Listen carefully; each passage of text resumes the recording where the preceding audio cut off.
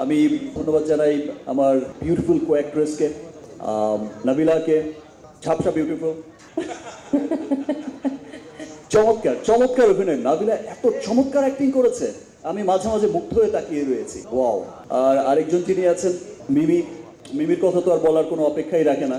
Already তো আপনাদের সকলের মনে তো সেই রাফির মনেও ঝড় তুলেছে, সেই বোঝে না কি বোঝে না, এখন রাফিও বোঝে না মিমি ছাড়া। একদম।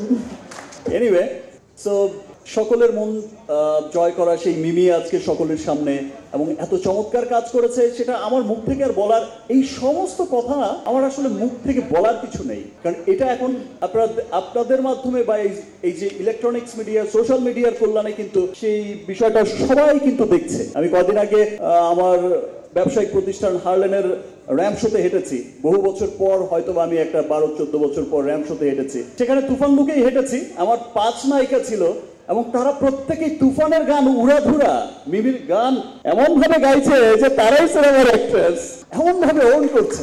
আমার ওই 5 নায়িকাকেও অনেক থ্যাঙ্কস তারা ওন করার জন্য। তো মিমিকে অনেক ধন্যবাদ, আমাকে অনেক হেল্প করেছে, মিষ্টি খাইয়েছে।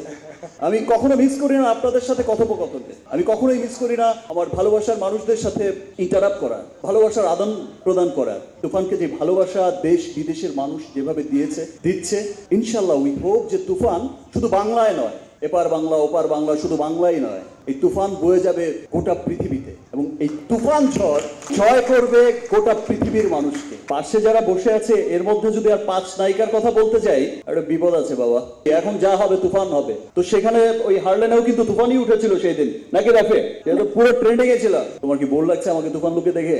না, আমার তো বোর লাগবে না। সুন্দর লাগছে তো আমাকে ভীষণ। হ্যান্ডসাম। আচ্ছা, একটু ঘামটা মুছে নেই। আমার দুপাশে 2 সুন্দরী হট নায়িকা বসে আছে, ঘামিয়েই যাচ্ছে। কি করব প্রশ্ন? আর মাত্র 4 দিনই তো আছে। আরে ধুর, এটা না, গোপন জিনিস গোপনই থাক না, বাকিটা তো সেই গোপন। রাইট, এই যে মিমি বলে দিয়েছে বাকিটা তো হলে গিয়ে দেখবে। এটা কোনো কথা হলো? মিমির কথা তো আমি বলতেই পারবো না, নো, অসম্ভব ব্যাপার। আচ্ছা, ওকে। ভীষণ কষ্ট পাবে।